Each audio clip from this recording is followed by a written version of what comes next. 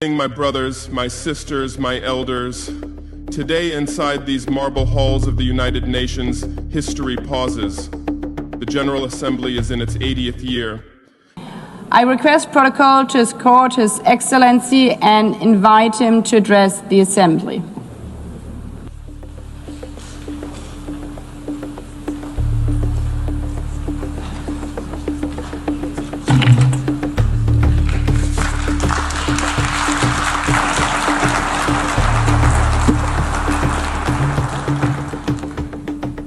Madame la Présidente, Madam President, Secretary General of the United Nations, Heads of Delegation, distinguished delegates, ladies and gentlemen, it is my great honor and privilege to address you on behalf of President Captain Ibrahim Traoré, President of Burkina Faso, Head of State, during this session, to convey the voice of the dignified, honest people of Burkina Faso. I would therefore like to convey fraternal greetings to you, to all citizens of the world committed to peace and freedom. Madam President, on behalf of Burkina Faso, I would like warmly to congratulate you upon your election to the presidency of this, the 80th session. Your election bears witness to the trust of the international community in your leadership, your ability to listen to other views, and to dialogue. In Burkina Faso, you will find a sincere, constructive, and committed partner. I would also like to express my gratitude to your predecessor, Mr. Philemon Yang. My gratitude for the high quality and rigor of the work he undertook during the previous session. Madam President, distinguished delegates, ladies and gentlemen, Burkina Faso fully aligns itself with the statement delivered on behalf of the Alliance of Sahel States by the Republic of Mali, together with Niger as well. We belong to a community of aspirations in a forum of renaissance and breaking with the past. Secretary General, Burkina Faso would like to pay tribute to the work of the UN system and its partners in this common quest for stability and prosperity. The present meeting, which is being held 80 years after the adoption of the United Nations Charter, is a suitable opportunity for us to take stock candidly of what our organization has achieved. And that is what the topic for this meeting suggests that we do. Better together, 80 years and more for peace is the oak anniversary after 80 years that should really lead for us to carry out an introspective assessment of what we have achieved. Rather than being a cause for celebration, this anniversary is in fact akin to looking at an embarrassing fiasco, a collective disappointment and a structural failure. Because we have to be honest with ourselves, we should humbly recognize that even though globally there have been some achievements, there is rather a negative backdrop as a result of 8 decades of optimism that have been sorely put to the test, 8 decades of disappointment, 8 decades of shattered dreams, 8 decades of failure to meet the moment, in a nutshell. That is unfortunately the bleak picture of a UN that many of our forefathers from 1945, if they were still alive, would have struggled to accept.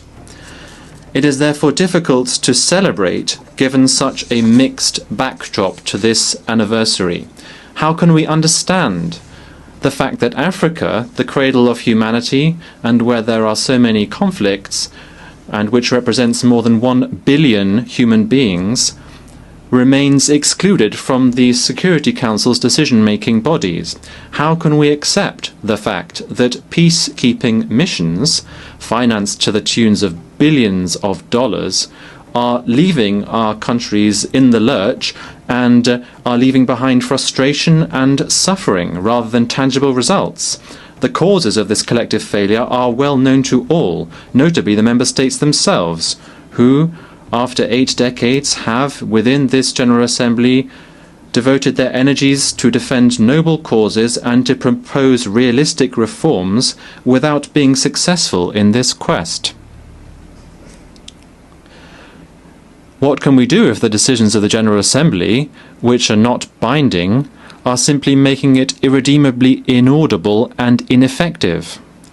Could we expect the Security Council to be more successful when it is tarnished by politicization and when it is powerless as a result of its inconsistencies and ineffective because of its permanent divisions?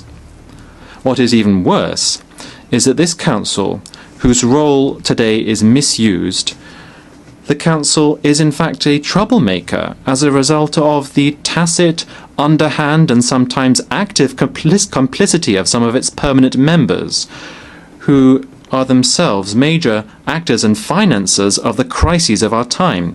That is what the Security Council has become. It has become a pernicious body, which, as a result of the predatory behaviour of some of its permanent members, they can decide which country will be on the Council's agenda, in which other country peacekeeping operations can be sent, as if to better legitimize their role. We are therefore powerless in the face of the failure of initiatives which are nevertheless good ideas as a result of the rivalries. It is critical that we reconsider our economic development strategies. International trade can no longer be conceived through rigid schemas and imbalanced models that have been imposed upon us. Rather, it should be focused on strengthening economic autonomy, local use of resources, and promoting genuine social justice. It has been recognized today that lasting prosperity involves proactive industrialization policies, maximizing the value of raw materials and creating decent jobs, notably for young people. That is why we urgently need to break with the cycle of dependence on the export of raw materials. This is a model that increases our vulnerability and is a permanent brake on our emergence. In Burkina Faso, presidential initiatives bear witness to this determination to build a productive, inclusive and resilient economy which can bring new horizons for our citizens. That is why my country reaffirms its commitment to building a fairer multilateral trade system based on international solidarity and making the most of scientific progress, technological advancement and innovation, which are genuine levers for shared, lasting development. Madam President, like other nations in the Sahel, my country is going through one of the most testing times in its history. For almost a decade now, Burkina Faso has been attacked by terrorists supported by dark forces. These groups are coveting our resources. They are trying to shatter our sovereignty and impose the law of chaos. But rather than resigning ourselves to this fate, we have chosen to stand up with dignity and resistance under the leadership of our President, Captain Ibrahim Traoré. We decided to take our destiny in our own hands by mobilizing our defense and security forces, supported by volunteers for defending the fatherland, who are genuine heroes, by building up the Patriotic Support Fund, which is fueled by our citizens' voluntary contributions and contributions from our diaspora and friends of our country throughout the world. Since 2023, this fund has collected more than 413 billion CFA francs from our diaspora and friends of our country throughout the world. Since 2023, this fund has collected more than 413 billion CFA francs, which is startling proof of the patriotic spirit and unity of our people by carrying out historic reforms to achieve food sovereignty, to restore our lands, and to relaunch our agricultural production, and to reduce our dependence on imports. These efforts that our determined people have undertaken are now bearing fruit. More than 72% of our territory has been recovered. Thousands of internally displaced people are going back home. Schools are reopening and social services are now resuming. Burkina Faso is thus showing that a united people can overcome even the toughest challenges. Burkina Faso hereby wishes to reaffirm fully responsibly that its priorities are non-negotiable and that its choices must be respected more than ever before. Mesdames et Messieurs, Ladies and gentlemen, our activities are aligned with the virtues of solidarity and unity. We are deeply convinced that a people brought together around a common ideal can achieve great things. The efforts undertaken by our fellow citizens within the country and in the diaspora, as well as their enthusiastic commitment to the momentum we've created, reaffirm that we've made the right choice, and this under the leadership of Comrade President of Burkina Faso, Ibrahim Traoré. The enthusiasm carried by the Patriotic Support Fund and the presidential initiative Faso Mebo is an excellent illustration of this. Established in 2023 in support of the Action Plan for Stabilization and Development, the Patriotic Support Fund aims to mobilize additional national resources, endogenous resources, so as to build our defense and strategic investment capacity. This fund has secured large-scale backing both within the country and in the diaspora. Madam President, the methodical pursuit of our reforms has meant that today we've made significant headway on economic governance. We have better control over public spending, we've optimized management of the state's human resources, we've streamlined institutions.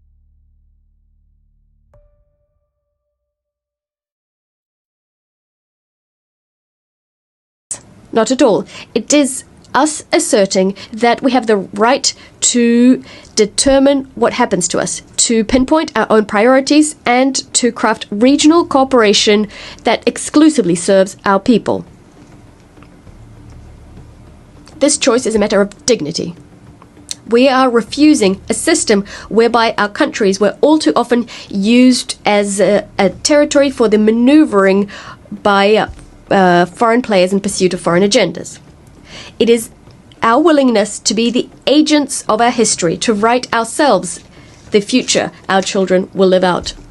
The ASS is in keeping with the fight of Pan-African figures such as Thomas Sankara, Patrice Lumumba, and Kwame Nkrumah.